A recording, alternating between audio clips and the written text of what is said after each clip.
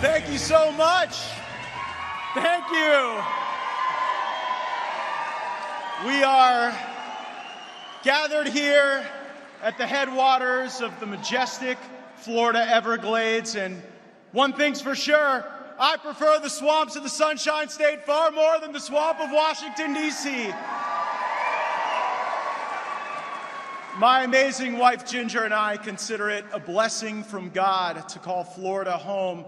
But more and more, it feels like Florida is the world's greatest refugee camp. We have tax refugees who love our constitutional prohibition against a personal income tax. We have climate refugees who enjoy our beautiful shimmering oceans and our warm, inviting sands. We have political refugees, too, from communist governments in Cuba, Venezuela, New York, and California. New York seems to be finding out that when you import all of the third world's problems, you don't live in a sanctuary, you live in an asylum. Now more New Yorkers than ever are finding their sanctuary in our beloved Florida, and we welcome them so long as they leave their Democrat voter registration card north of the Mason-Dixon line. And thanks to the people in this room, Florida's getting redder by the hour. We have the greatest leadership team in all of America for our state Republican Party. Our chairman, Christian Ziegler, and our vice chairman, Evan Power, do a phenomenal job keeping this state red. Now, as a lifelong Florida man, I can tell you I know swamps very well. To build golf courses and subdivisions and outlet malls and theme parks, I've seen many swamps drained, and I know of what I speak. Here's something I can share. The alligators and the rats and the snakes and the vermin and the lizards don't like it too much when you're draining that swamp, and when the water level comes down, they hiss and bite and rattle around a little crazy. Now, I know I have taken a little bit of criticism this past month.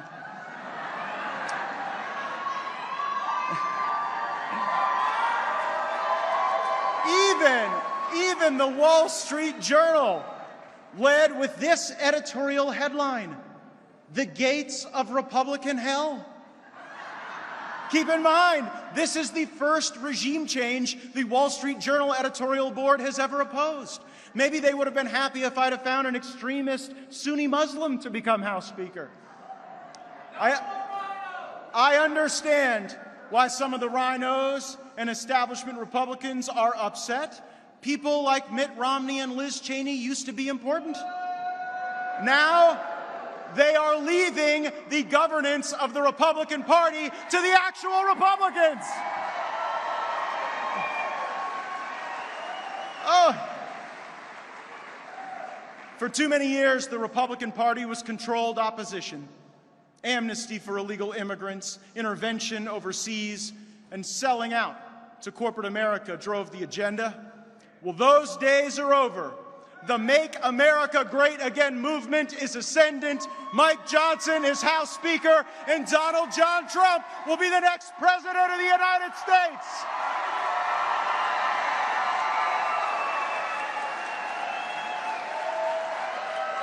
And I'm not going anywhere. To my doubters, I have this question.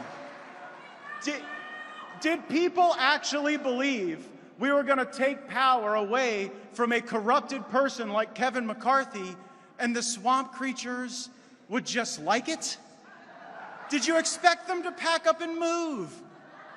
The lobbyists who owned Kevin McCarthy were never going to thank us on the way out the door. They weren't eager to leave their mud holes in the Speaker's office, but an extermination was necessary.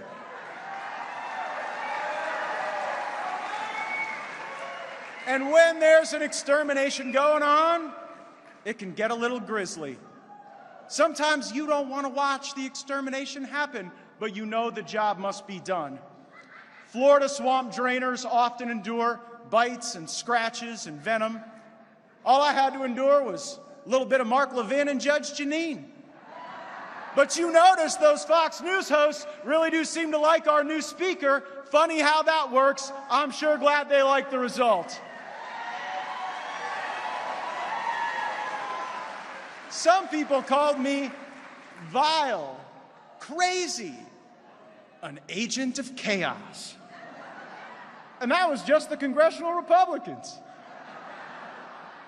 They said far worse about me than they ever did Jack Smith or Ali Mayorkas or Merrick Garland or Christopher Wray or even Joe Biden. And by the way, Joe Biden deserves impeachment and Hunter Biden deserves a damn subpoena.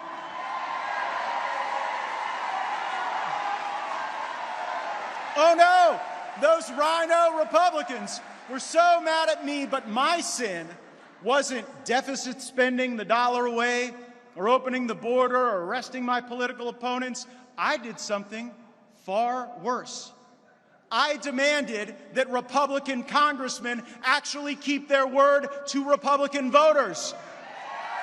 I guess I define chaos a little differently. To me, chaos is no budget. Chaos is an unaccountable administrative state. Chaos is a weaponized federal agency, everything from the DOJ to the FBI to the ATF, and I would defund every last damn one of them if we don't get them back on the side of our people. Chaos is voting on funding the whole government all at once. Politicians not naming post offices or passing messaging bills for 22 days is not chaos. By electing Mike Johnson Speaker of the House, we will bring order out of the chaos of Washington, D.C. I know what I'm fighting for. I'm fighting for budgets that balance. Our nation's debt right now is growing faster than our economy. We are jeopardizing America's future to fund wars and nonsense in the federal budget. We fund English language classes to professional transgender women makeup entrepreneurs in Nepal. We are borrowing money from China to fund transgender businesses in other parts of the world, and we do it while our leaders tell us that makes us stronger. My friends, America is not the world's police force, and America is not the world's piggy bank. There is no shame in wanting to put the people who live in this country first. I care more about the people in East Palestine, Ohio, than I care about some fake concept of Palestine in the Middle East. I care about what's going on in Maui, what's going on all across America, where liberal Democrats have let the people of our nation down. There is no excuse for not getting spending under control. The rampant spending that is behind this inflation is making life unaffordable for so many. Inflation has gotten so bad that foreign governments can no longer bribe Democrat senators with U.S. cash alone. They have to send gold bars just so that the bribes hold value. But it's our fellow Americans who are spending more than $700 a month more than they were just 2 years ago for the same goods and services. 61% of this country right now, including probably many of you, living paycheck to paycheck. But when the paycheck doesn't stretch for the pay period, more Americans are turning to credit cards. Our debt is driving up the APR on those credit cards, and we now see more delinquencies than at any other time in the last decade. This inflation crisis is happening because we have a corrupt system where money is spent without itemized review. Just imagine if your wife turned to you and said, "Quick, let's spend $100,000 right now for the next year, or we have no food." The budget process is like this because powerful people buy off politicians to have influence. Our chaos, our challenges, are nothing more than their next lobbying contract. I had no choice but to make the change we made because of the challenges and the gravity of those challenges that we face. Joe Biden is sleepwalking us into 1 or 2 or 3 wars, all while soiling his pants on the way to meet the Pope. Trump gave us peace through strength, and Biden gives us war without winning but all of this weirdness. He's been scratching and sniffing his way through the presidency. You deserve better. You gave the donations, you knocked the doors, you made the calls, and you elected a Republican House of Representatives. I figured it was about time we started acting like Republicans again. When I first ran for Congress, my campaign theme was Fight Washington, Restore America. Now, fighting Washington hasn't won me all that many friends in Congress. Far from it. I can't seem to keep a food tester. 3 died on me last week. But fighting Washington has won us a new conservative speaker. Fighting Washington has shown the swamp creatures that they don't win every time, and they're not going to keep getting away with breaking their promises and paying lip services to the true conservatives, making sure we win elections. Fighting Washington has restored some modicum of power back to we the people. And I'm just getting started.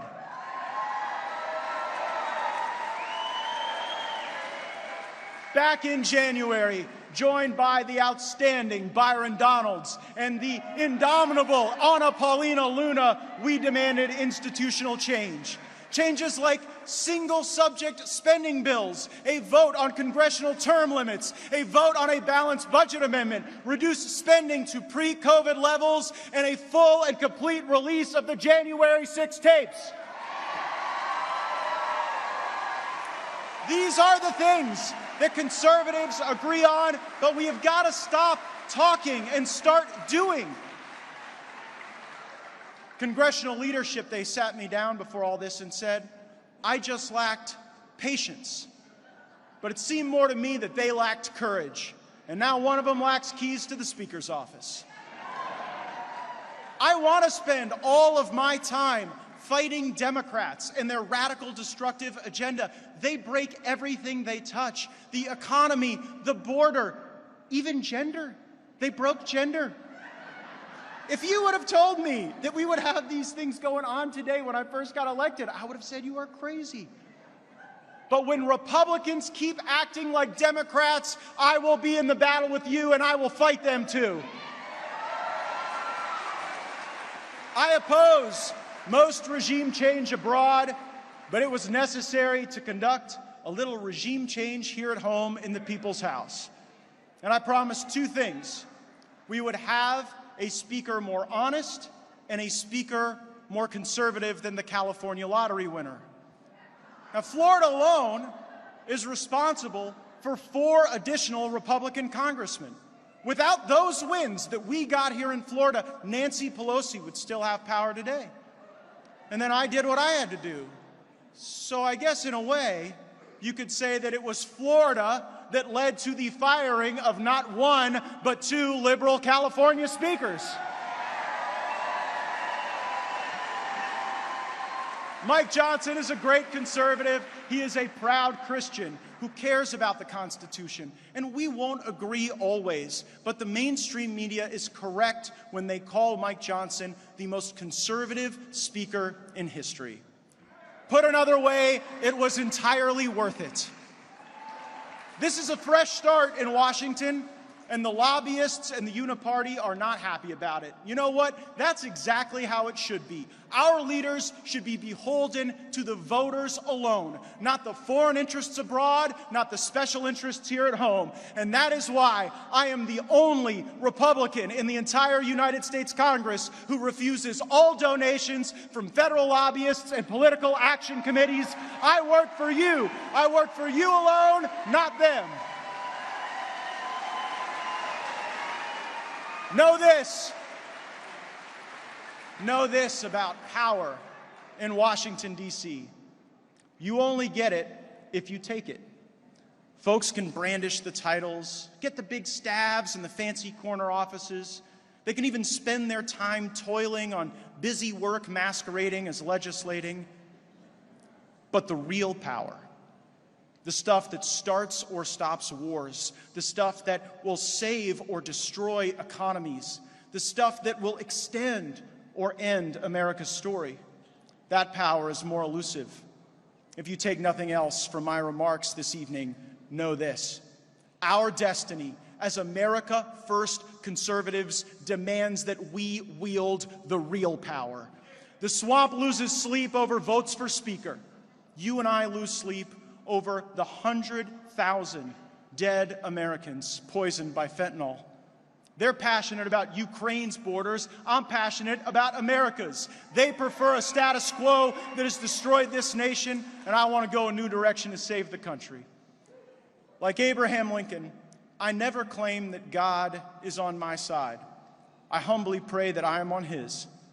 But when I saw Mike Johnson take that gavel and assume the speakership, I felt how many prayers in this country were answered.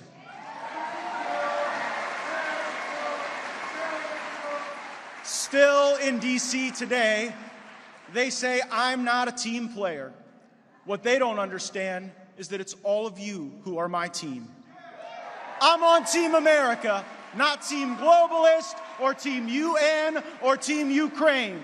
My team doesn't bend to the lobbyists or special interests. My team counts actual wins, not just how many players wear our jersey, and I need you on my team. So keep praying and keep fighting. Both will make you stronger and more useful to the greatest movement and the greatest nation in all of human history. And if you are willing to take some risk, endure some criticism, and put it all on the line, then come fight with me. Our battle does not guarantee comfort, more like blood, sweat, toil, and tears. But we will not merely endure political pain, we will dish it out. It's time to fill the political graveyards with our enemies, not our ideas. More victories are on the way.